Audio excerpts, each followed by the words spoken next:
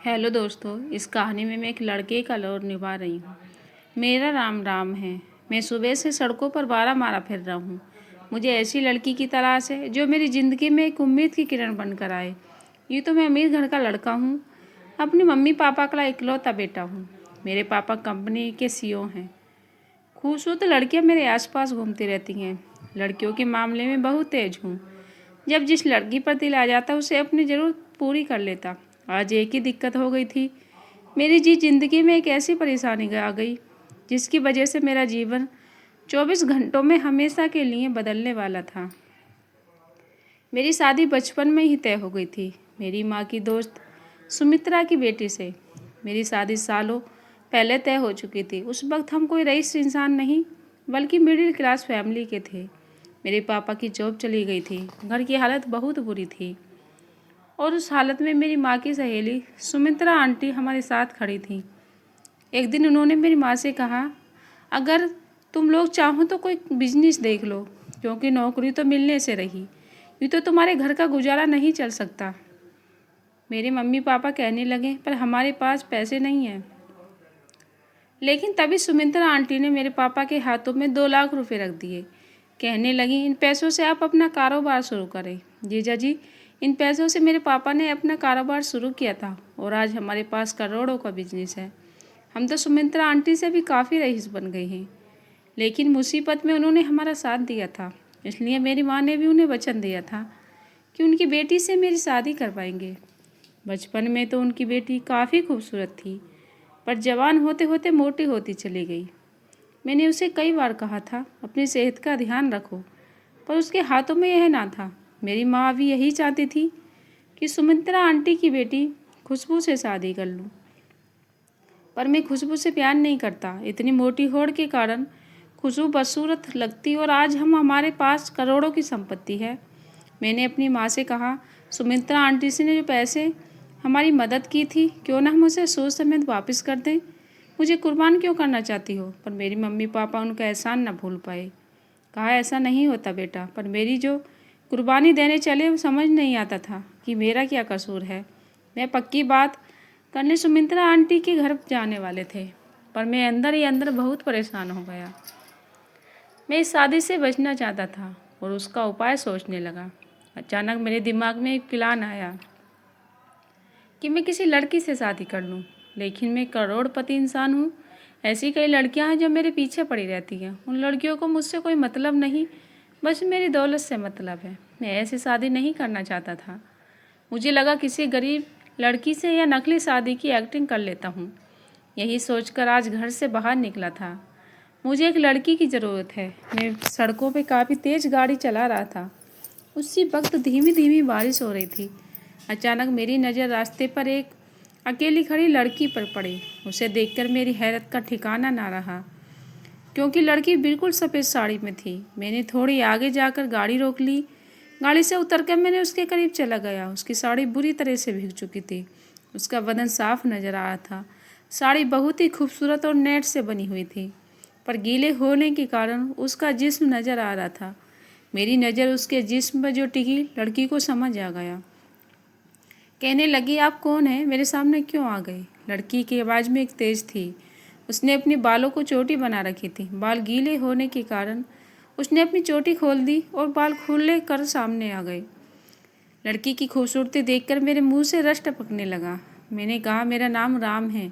मैं बहुत बड़ी इंडस्ट्रियल का बेटा हूँ। उसने कहा, इसमें मैं क्या कर सकती हूँ? मैंने कहा, देखो, मैं घूमा फिरा कर बात नहीं करना चाहता।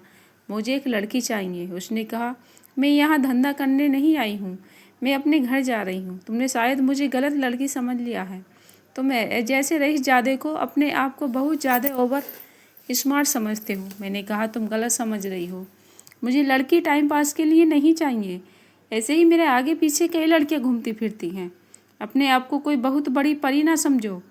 मुझे एक एक्ट्रेस चाहिए। वो काफ़ी हैरत से मेरी ओर देखने लगी। कहने लगी, मैं कोई एक्ट्रेस नहीं हूँ, मैं तो एक मामूली लड़की हूँ। मैंने कहा, तुम्हें स्टेज पर एक्टिंग नहीं करनी है, मेरी ज़िंदगी में एक्टिंग करनी है। उसके लिए मैं तुम्हें 5 लाख रुपए दूंगा। मेरी बात सुनकर अपनी बड़ी बड़ी आंखें झपकाए हुए मुझे देखने लगी। फिर पूछा, कैसी एक्टिंग करनी है? मैंने कहा तुम्हें मेरी पत्नी की एक्टिंग करनी पड़ेगी। उसकी आंखों में कई सवाल थे। मैंने कहा मेरे घर वालों ने मेरी ज़बरदस्ती शादी तय कर दी। वह हंसने लगी, कहने लगी अच्छा तो शादी से बचने के लिए तुम्हें मेरी मदद चाहिए। मैंने कहा हाँ मदद तो चाहिए, इसलिए तुम्हें 5 लाख देने को तैयार हूँ। लड़की ने कहा मेरे एक शर्त है, तुम मुझसे हाथ नहीं लगाओगे। मैंने कहा घबराओ मत, मेरे पास लड़कियों की कमी नहीं है, बस सबके सामने तुम्हें थोड़ा बहुत हाथ लगाना पड़ेगा ताकि लोगों को शक ना हो जाए। पब्लिक प्लेस में एक्टिंग समझ रही हो ना, बताओ तुम्हें मंजूर है? तो मैं कॉन्ट्रैक्ट रेडी करवा दूँ। बिना कुछ सोचे समझे ही उस लड़की ने सौदा कर रखा था। मुझे पता तक नहीं था यह कौन है। उस वक्त मेरे अंदर इतना पागलपन सवार हो चुका था कि मैं पीछे कुछ सोचे ही नहीं अब तक इसे झूठी पत्नी बनाकर रखूँगा, क्योंकि पक्की मैं इसे शादी तो नहीं करने वाला। शायद इसी लड़की के मन में भी यही सवाल था। उसे पूछने लगा तब एक्टिंग करनी पड़ेगी। मैंने कहा जब तक मुझे सच में कोई लड़की पसंद ना आ जाए, या फिर जब तक खुशबू की शादी ना हो और मेरी जान छूट जाए। वह हंसने लगी। उससे बात करके लग रहा था लड़की काफ़ी हंसमुख है, पर फिर बोली मुझे एक प्रॉब्लम है। 5 लाख के लिए मैं सिर्फ सालों साथ नहीं रह सकती। मैं सोच में डूब गया। कहने लगा तुम्हें रहने खाने को दे रहा हूँ। उसने कहा यह सब तो मुझे ऐसे ही मिल जाता। अगर मुझे 5 साल तक काम करना पड़े तो साल के 1 लाख तो बहुत कम है, क्योंकि न जाने तुम्हें कब कोई लड़की पसंद आए, न जाने खुशबू की शादी कभी होगी या नहीं। मुझे माफ़ करना, मैं कॉन्ट्रैक्ट साइन नहीं कर सकती, तुम किसी और को ढूंढ लो। ऐसा कहकर वो जाने लगी। मैंने उसका हाथ पकड़ लिया। मैंने कहा मेरी कोई पत्नी बनेगी तो वो तुम ही होगी। मेरी आंखें देखकर वह थोड़ी सी डर गई। मैंने कभी किसी लड़की पर ये जोर नहीं दिखाया, न जाने इस लड़की पर क्यों जोर दिखाने लगा। मैंने कहा महीने के 20,000 दूंगा, पॉकेट मनी के तौर पर। मैं समझ सकता हूँ तुम्हारे मन में क्या डर है, यह 5 लाख ऊपर के बताओ। अब हंसने लगी, कहने लगी इन पैसे तो फिर मेरी भी शादी हो जाएगी। मैंने कहा जब तक तुम मेरे साथ रिश्तों में रहोगी, किसी लड़के के साथ नहीं बल्कि कोई बॉयफ्रेंड नहीं बना सकती, किसी लड़की के साथ संबंध नहीं बना सकती। बोलो मंजूर है? उसने कहा तुम मुझसे बहुत बड़ी चीज़ मांग रही हो, मुझसे मेरी आज़ादी मांग रही हो। मैंने कहा ये जॉब या तुम समझो, बाद में मैं कोशिश करूँगा तुम्हें जल्दी मुक्त कर दूँ। उसने कहा पर तुम्हारे साथ यह काम करते करते मैं बूढ़ी हो गई। तुम जैसे मनचले लड़के को कभी कोई लड़की पसंद ना आए तो फिर बुढ़ापे में कौन शादी करेगा। अब मैं हंसने लगा। उसके सर पर हल सा मारते हुए कहा ठीक है बाबा, 1 साल का कॉन्ट्रैक्ट करेंगे, इसके बाद तुम आज़ाद। अब वह कहने लगी यह हुई ना बात। अब मैं उससे कहा अब तुम अपना नाम ही बता दो। उसने कहा मेरा नाम सिमरन है। मन ही मन सोचना सिमरन वेट राज मैरिड पेपर्स में उसके साइन करवा दिए। उसे कॉन्ट्रैक्ट साइन भी करवा लिया था। उस रात हम होटल में ही रुके थे। अगले दिन मैं सिमरन को अपने साथ लेकर घर आ गया। हम दोनों को साथ देखकर मेरी मम्मी पापा को हैरत का झटका लगा। कहने लगे कौन है ये लड़की जो दुल्हन के बेस में हमारे घर पर आई है। मैंने कहा ये आपके घर की बहू है, मेरी पत्नी है सिमरन। मैं सिमरन से बेहद प्यार करता था, उसके बिना जी नहीं सकता था। जब आप लोगों ने मेरी शादी ज़बरदस्ती खुशबू के साथ करने का फैसला लिया तो मैं अपनी जान लेने की सोच रहा था, पर सिमरन ने कहा मुझसे शादी कर लो। एक बार अपने मम्मी पापा के बारे में सोचो, अगर तुम्हें कुछ हो जाएगा तो बेसहारा हो जाएंगे। मेरे मम्मी पापा मेरी ओर देखने लगे। उनके चेहरे से साफ झलक रहा था इस शादी से खुश नहीं है। मेरी माँ ने अपनी सहेली सुमित्रा को फ़ोन करके सारी बात बता दी।